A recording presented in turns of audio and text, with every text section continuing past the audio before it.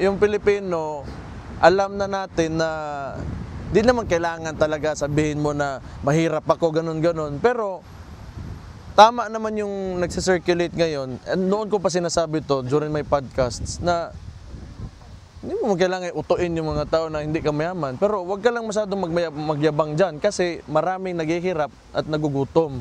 At saka hindi ka nagiging magandang ehemplo sa mga tao na gusto rin pumasok sa politika, sa mga bata, at sa mga tao na nasa palibot nyo, pag ganun yung pinapakita nyo, di ba?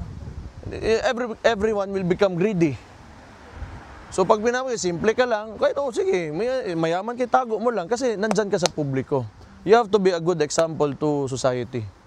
So yun lang yung tingin ko dyan. Mabuti yan, nagtuturoan na sila ngayon. Kasi kadalasan mga congressman, mga oligarko din yan. So mga congressman, sa mga lugar nila, yan yung mga malalaking lupain, monopolize yung mga negosyo, mga mall, mga grocery, sila may tagian na tanan.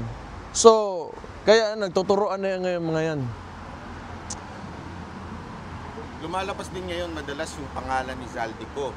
Lalo na, di ba siya yung sa appropriation before? Kasi ang Committee on Appropriations, siya yung nag-allocate or hindi naman siya, but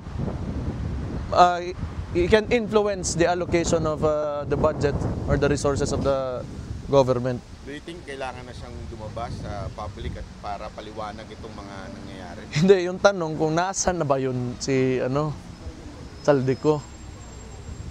Yun ang tanong, nasaan ba siya ngayon? Siguro, yan ang unang tatamaan. Kasi kung actually kailangan natin balikan ba?